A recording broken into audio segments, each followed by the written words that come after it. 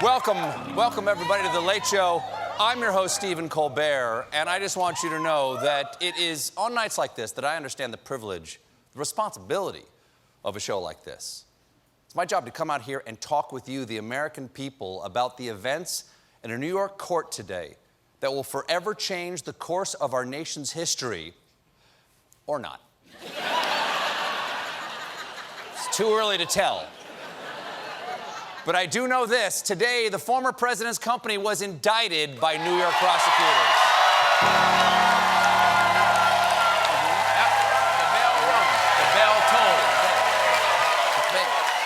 You know?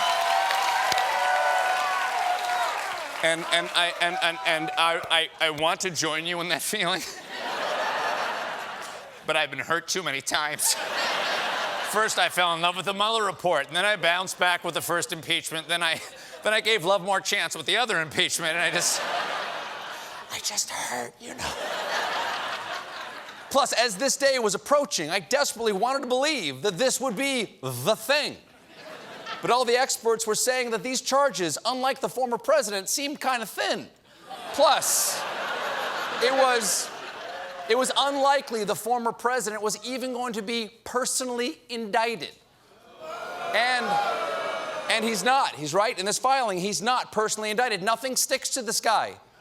I'd call him Teflon Don, but I'm pretty sure that coating is deck sealant. Hit the deck. Well, you got to. This time of year, you got to put a coating on. Yeah, you got to put the coating on. To lock in the juices.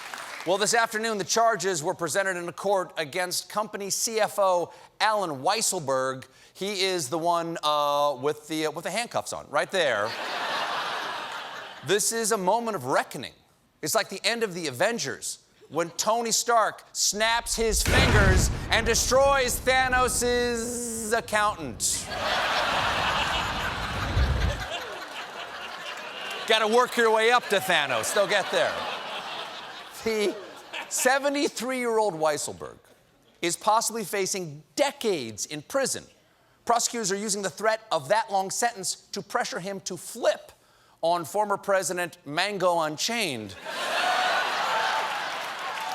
Now, here's the deal. This is what we don't know. Will it work? Maybe.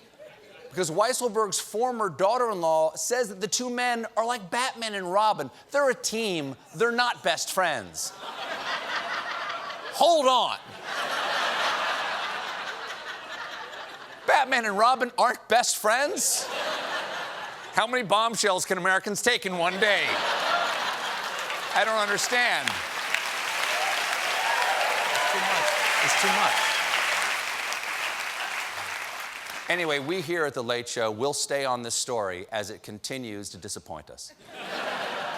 But I do have a glimmer of hope for a sliver of consequences on the January 6th insurrection, because House Speaker Nancy Pelosi is launching an investigation appointing a group of House members called a Select Committee, which really sounds like the store brand.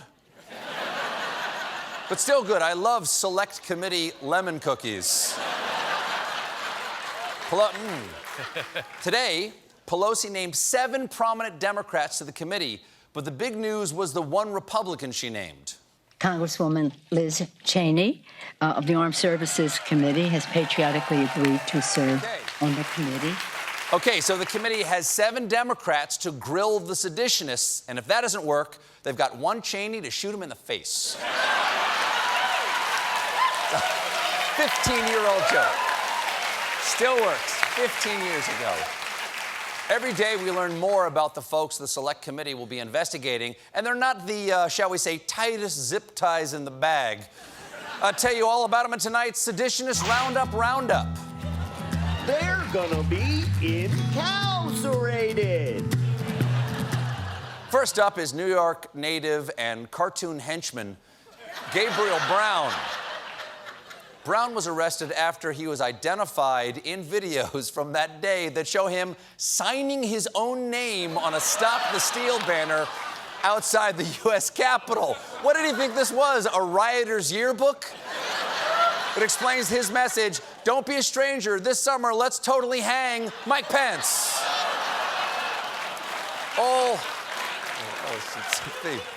Old Gabe Brown didn't just sign his name, he also said his name on camera more than once. My name's Gabriel Brown, GB0083, YouTube channel. Absolutely, Gabriel. Mr. Brown? Yep. Criminal mastermind. You can see it all play out in the new CBS crime drama, CSI, and we've already caught him. Also worth noting, he plugged his YouTube channel during the insurrection. Reminds me of when John Wilkes Booth jumped onto the stage and shouted, "Sic Semper, like and subscribe." Next up in the lasso of justice, Capitol rioter and woman who really should have worn a black square over her face that day. Sandra Wire. Wire was arrested Monday after being caught encouraging an assault on a New York Times photographer during the Capitol riot, yelling, "Get her, mace her." That is scary, also dumb. Quick, attack the person currently taking photographic evidence of what we're doing to her. Make sure she gets your good side. Wire explained her actions, saying the photographer was anti-MAGA. Let's put it that way. Let's put it that way? Anti-MAGA is not a euphemism. Look, I just found out Jimmy's, how do I put it? An informant for the government, okay? Let's put it that way. And I want you to, and I hope you get my drift, shoot him in the head, drop his body in the river, okay? Get lots of photos of that. Get lots of photos of that. Next up on the Roundup. Really?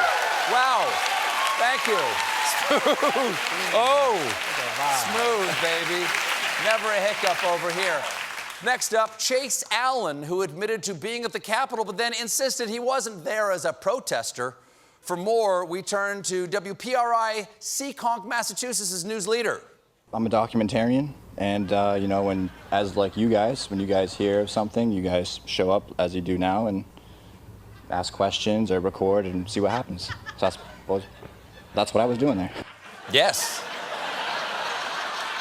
He looks just like a documentarian or a journalist. Clearly inspired by the dignified style of Walter Cronkite. Ow. Cronkite is cut, man. Jack. I had no idea.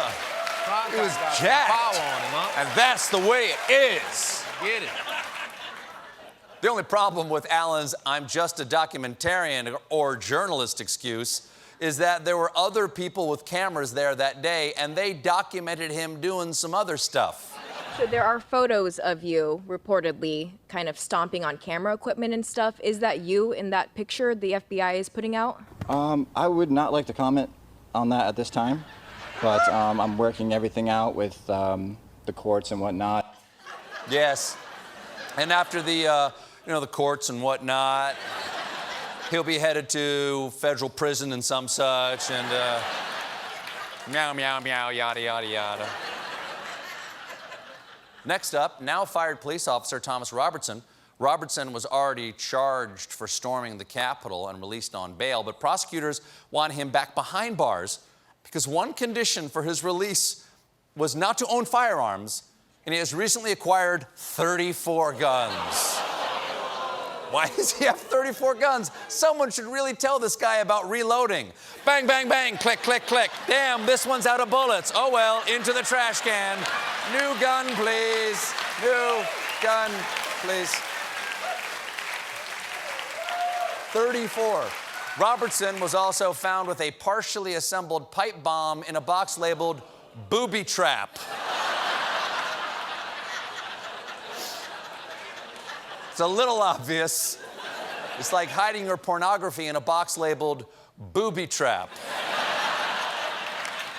Now, I want to change gears here for a moment. As I said at the top of the show, I take this job very seriously, and it's a responsibility and a privilege. And for too long, I've been silent about the generational conflict between Israelis and Palestinians. Well, that ends tonight, because I, Stephen Colbert, can now say with complete conviction, oh my God, it's the emergency meanwhile system. We do not have a meanwhile scheduled for this evening, but we are required per city ordinance to interrupt my monologue for my time-sensitive segment, Breaking Meanwhile.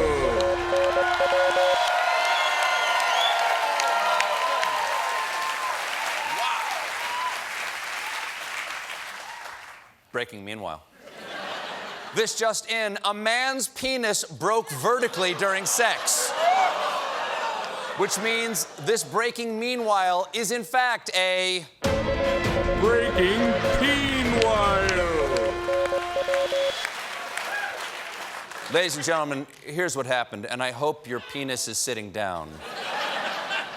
A regular penis break occurs during sex when a fully erect penis is bent too far and or with too much force and buckles under the pressure. And it's almost always accompanied by a loud popping sound. And let me tell you, once you pop, you will stop. Now, that's a horizontal break, okay? Kind of like snapping into a Slim Jim. But in this case, the man had a vertical penile fracture. It's difficult to imagine, so we commissioned this computer simulation of the injury. Now, in this case, the man's penis buckled against his partner's perineum, more colorfully known as the taint. Again, the mechanics of this might be tough for you to imagine, so we have another simulation.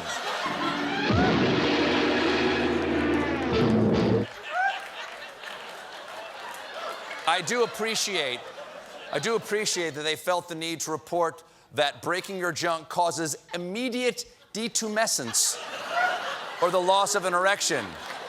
Well, yeah. Nothing breaks the mood quicker than breaking the mood. Now, the doctors involved are also pretty excited to report that this is a medical first. Thank you, science. Don't worry about hunting for a cure for Alzheimer's. Keep tracking new ways to split the penis. That's what they're researching at the Large Hadron Collider. Now, any penises watching this broadcast tonight will be happy to know that after the treatment, doctors say the surgery seemed to be a complete success, and it didn't take long for the man to recover. Great news, though it was awkward when he asked his friends to sign the cast. We got a great show for you tonight. My guest is Jim Gaffigan, but when we come back, I'll be talking about some great things to do this summer in return of one of my favorite segments. Stick around.